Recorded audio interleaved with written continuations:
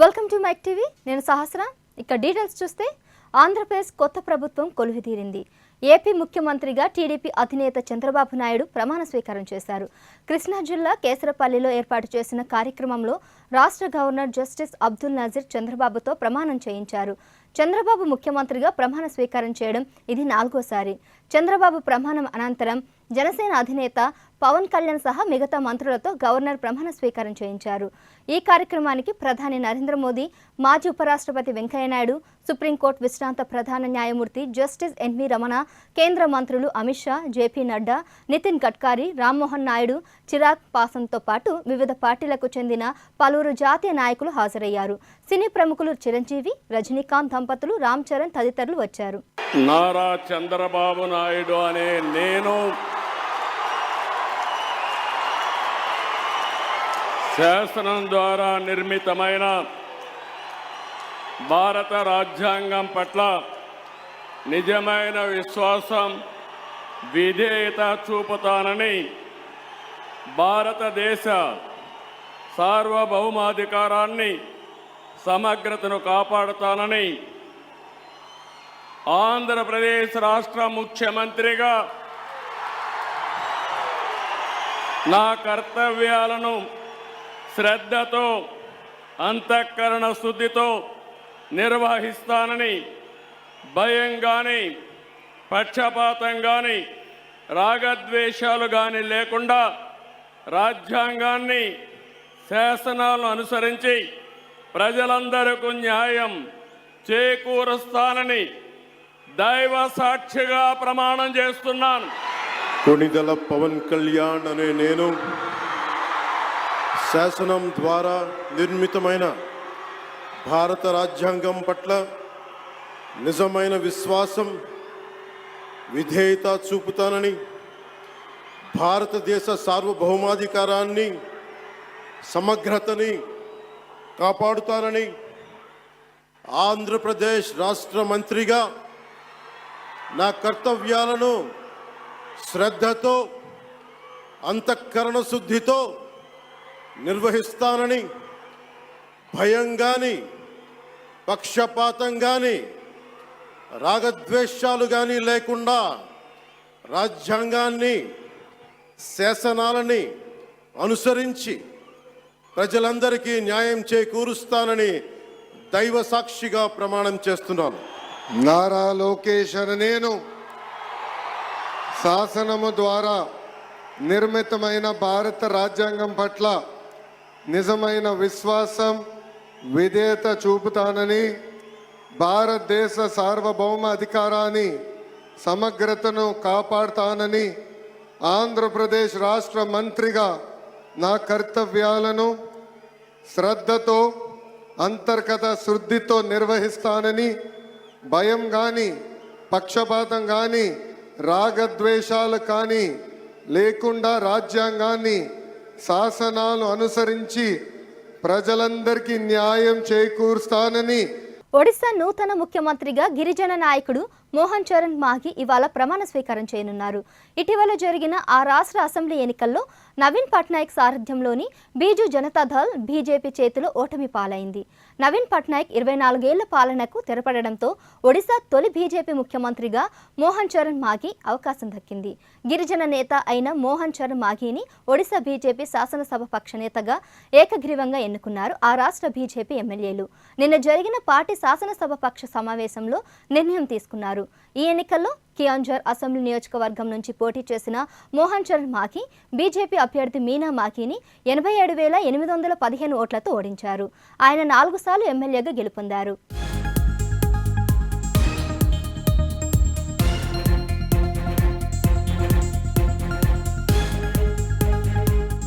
సీఎంగా నియమితులైన తర్వాత మీడియాతో మాట్లాడిన మాఘీ గత 24 ఏళ్ల పాటు పాలించిన ప్రభుత్వం మారిందన్నారు. బీజేపీపై రాష్ట్ర ప్రజలు పెట్టుకున్న ఆశలు, ఆశయాలను నెరవేరుస్తామని, రాష్ట్ర అభివృద్ధికి పాటుపడతామని హామీ ఇచ్చారు. దేశంలోనే ఒడిశాను నెంబర్ 1 రాష్ట్రంగా తీర్చిదిద్దుతానని చెప్పారు. ఈ సాయంత్రం 5 గంటలకు భువనేశ్వర్లో ప్రమాణ స్వీకారం చేయనున్నారు మాఘీ. ఈ కార్యక్రమానికి ప్రధాని నరేంద్ర మోడీ, ఒడిశా మాజీ సీఎం నవీన్ పట్నాయక్తో పాటు కేంద్ర మంత్రులు, బీజేపీ పాలిత రాష్ట్రాల సీఎంలు హాజరు కానున్నారు. ఉపాధ్యాయ అర్హత పరీక్ష టెట్ ఫలితాలను ముఖ్యమంత్రి రేవంత్ రెడ్డి విడుదల చేశారు. హైదరాబాద్లో ఆయన ఈ ఫలితాలను ప్రకటించారు. టెట్కు 2,86,381 మంది అభ్యర్థులు దరఖాస్తు చేస్తున్నారు. పేపర్ 1 పరీక్షకు 85,996 అభ్యర్థులు హాజరు కాగా 57,725 మంది అభ్యర్థులు అర్హత సాధించారు. పేపర్ 2 పరీక్షకు 1,50,491 అభ్యర్థులు హాజరు కాగా 51,443 అభ్యర్థులు అర్హత సాధించారు. పేపర్ 1లో 67.13% మంది అర్హత సాధించారు. పేపర్ 2లో 34.18% అర్హత సాధించారు. తొలిసారి ఆన్లైన్ విధానంలో జరిగిన ఈ పరీక్షలు ఈ నెల 2న ముగిశాయి.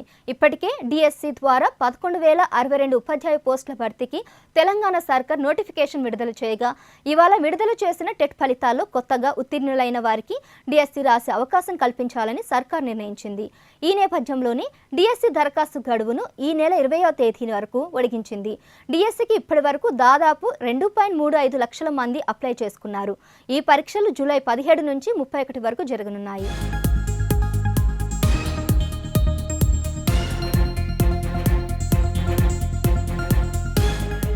ఆహారం కల్తీ చేస్తే కఠిన చర్యలు తీసుకుంటామని హెచ్చరించారు రాష్ట్ర వైద్యారోగ్య శాఖ మంత్రి దామోదర రాజనరసింహ.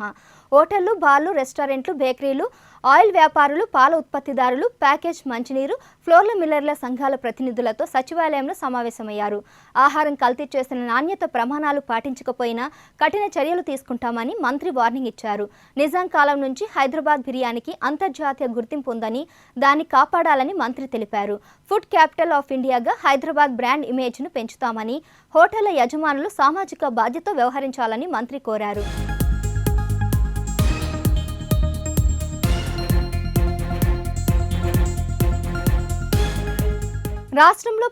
రాష్ట్రంలో ప్రతి 6 నెలలకు వర్క్షాపులు, అవగాహన సదస్సులు నిర్వహిస్తున్నారు మంత్రి దామోదర రాజనరసింహ. రాష్ట్రంలో ఆహార భద్రతపై దృష్టి పెట్టామని, ఆహార కల్తీ కాకుండా ఉండేలా తగిన చర్యలు తీసుకోవాలని ప్రతినిధులకు సూచించారు. ముఖ్యంగా హైదరాబాద్ లాంటి నగరాల్లో ఆహార కల్తీ లేకుండా చేయాలని సూచించారు. దీనికోసం ప్రతి ఒక్కరూ బాధ్యతతో ఉండాలని వివరించారు. హోటళ్ల, రెస్టారెంట్లపై ఎప్పటికప్పుడు పర్యవేక్షణ చేస్తామని హెచ్చరించారు. ప్రజలకు న్యాయమైన ఆహారాన్ని అందించాలని, ఆహార నాణ్యతపై వారికి అవగాహన కల్పించాలని కోరారు.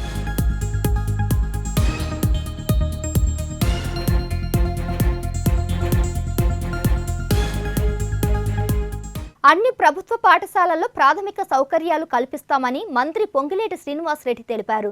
భద్రాద్రి కొత్తగూడెం కలెక్టరేట్లో జిల్లా స్థాయి సమీక్ష సమావేశానికి మంత్రి హాజరయ్యారు. స్థానిక సమస్యలపై అధికారులతో సమీక్ష నిర్వహించారు. పాఠశాలలో ఎలాంటి సమస్యలు లేకుండా చూడడంతో పాటు నాణ్యతమైన విద్యను అందించాలని అధికారులను ఆదేశించారు.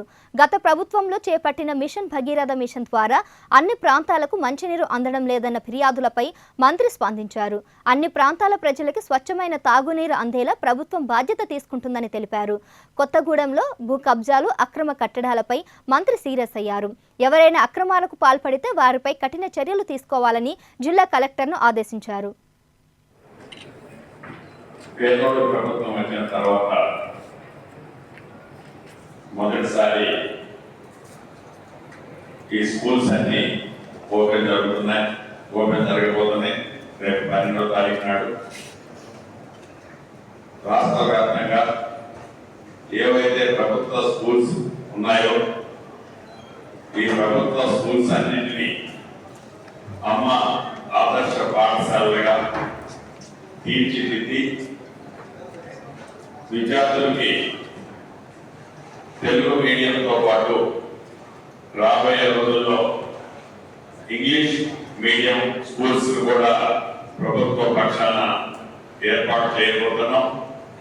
రాష్ట్ర వ్యాప్తంగా సుమారు 650 కోట్ల చిల్లర పైచలకు అమ్మ ఆదర్శ స్కూల్స్ కి రాష్ట్ర ప్రభుత్వం శాంక్షన్ చేసి ఇప్పటికే పెద్ద మొత్తంలో నిధులు రెడీ ఇవ్వడమే కాకుండా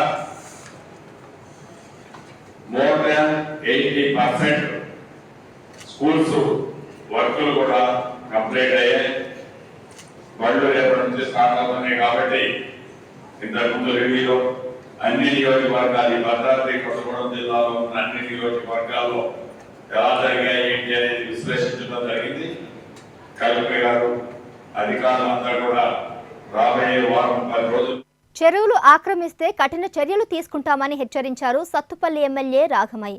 ఖమ్మం జిల్లా సత్తుపల్లిలోని వేసేకాంత తామర చెరువుల ఆయకట్టు ఆక్రమణకు గురవుతున్నాయనే ఫిర్యాదుతో అధికారులతో కలిసి ఎమ్మెల్యే వాటిని పరిశీలించారు.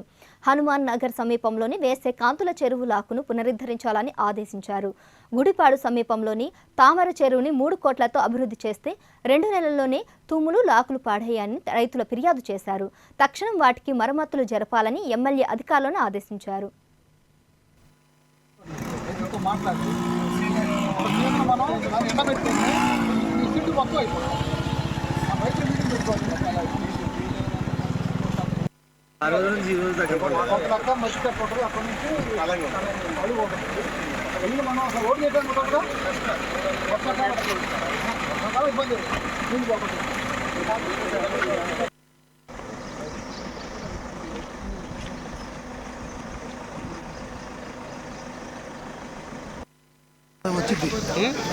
మరి రింగ్ బండి వేసి చేస్తే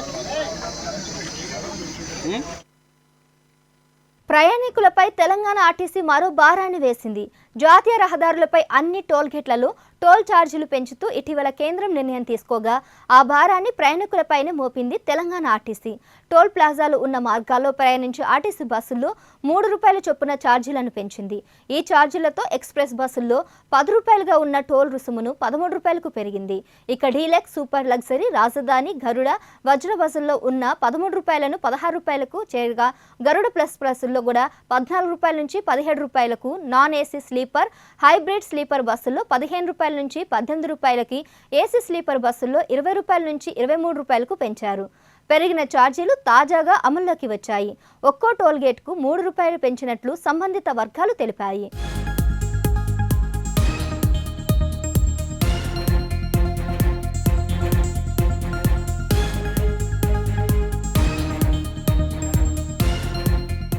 దేశవ్యాప్తంగా టోల్ ఛార్జీలు పెరగడంతో ఈ నిర్ణయం తీసుకున్నట్లు తెలంగాణ ఆర్టీసీ చెప్తోంది. ఆర్టీసీ బస్సుల్లో నిత్యం 30 లక్షల మంది ప్రయాణిస్తున్నారని, ఇందులో సిటీలో 12 లక్షల మంది, పల్లె వెలుగు బస్సుల్లో 12 లక్షల మంది జర్నీ చేస్తున్నారని తెలిపారు. వీరికి ఛార్జీల పెంపు భారం వర్తించదని, మిగతా 6 లక్షల మందికి మాత్రమే అదనపు భారం పడుతుందని అధికార వర్గాల సమాచారం. ఛార్జీలు పెంచినప్పటికీ ఆయా టోల్ గేట్ల వద్ద డబ్బులు చెల్లించిన తరువాత ఆర్టీసీకి అదనంగా ఆదాయం వస్తుందని తెలుస్తుంది. టోల్ ఛార్జీలు పెరిగిన నేపథ్యంలో తెలంగాణ ఆర్టీసీ అధికారులు టీ మిషన్లో ఆయా మార్పులు చేశారు. అయితే ఛార్జీల పెంపుపై ఆర్టీసీ ఎలాంటి ప్రకటన ఇవ్వకపోవడం విశేషం. ఛార్జీల పెంపుపై ప్రయాణికులు ఆందోళన వ్యక్తం చేస్తున్నారు. ఇప్పటికే తెలంగాణ ప్రభుత్వం మహిళలకు ఉచిత ప్రయాణం కల్పిస్తుంది. దీంతో వారిపై ఎలాంటి భారం పడే అవకాశం లేదు.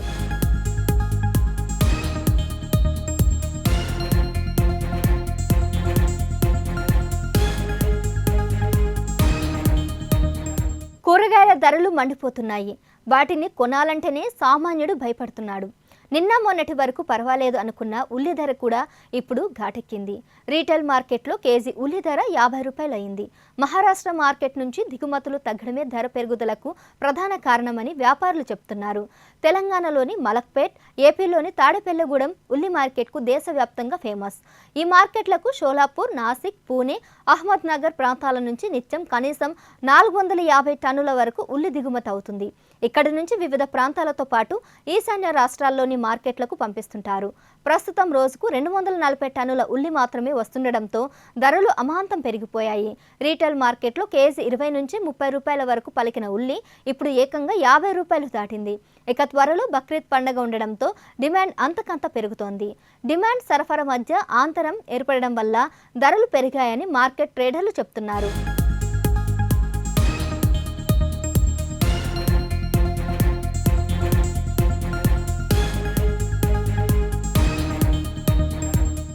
భారత ఆర్మీకి కొత్త చీఫ్ ఎన్నికయ్యారు. ప్రస్తుత ఆర్మీ స్టాఫ్ వైస్ చీఫ్గా ఉన్న ఉపేంద్ర ద్వివేది వచ్చే నెల జూలై 1 నుంచి భారత సైన్యాన్ని నడిపించనున్నారు.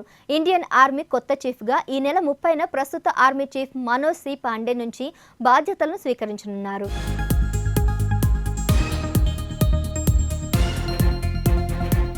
1964 జూలై 1న జన్మించిన ఉపేంద్ర డిసెంబర్ 15, 1984లో జమ్మూ కాశ్మీర్ రిఫైల్స్ దళంలో చేరారు. 40 ఏళ్ల తన సర్వీసులో అనేక స్థాయిలో బాధ్యతలు నిర్వహించారు. ఆయన సేవలకు గుర్తుగా పరమ విశిష్ట సేవ పథకం, అతి విశిష్ట సేవ పథకం ఆయన్ను వరించాయి. రేవాలో సైనిల్ స్కూల్ పూర్వ విద్యార్థి అయిన ద్వివేది 1984లో 18 జమ్మూ అండ్ కాశ్మీర్ రిఫైల్స్లో చేరారు. 39 ఏళ్ల మిలిటరీ కెరియర్లో ఆయన నార్థర్న్, వెస్టర్న్ థియేటర్స్లో వివిధ హోదాలు పనిచేశారు. ప్రస్తుతం సైన్యాధిపతిగా ఉన్న జనరల్ మనోజ్ సి పాండే ఈ నెలాఖరున పదవి విరమణ చేయనున్నారు.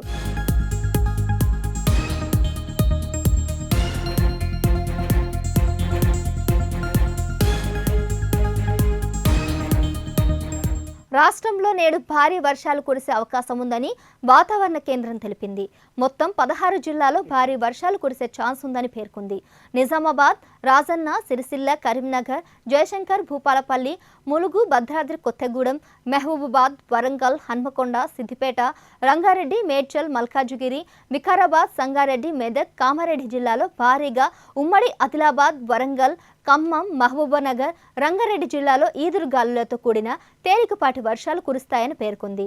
రేపు ఉమ్మడి ఆదిలాబాద్, కరీంనగర్, వరంగల్, మెదక్, రంగారెడ్డి జిల్లాలో పలు చోట్ల ఓ మోస్తారు వర్షాలు కురిసే సూచనలున్నట్లు వాతావరణ శాఖ తెలిపింది. ఈ మేరకు అధికారులు యెల్లో అలర్ట్ జారీ చేశారు.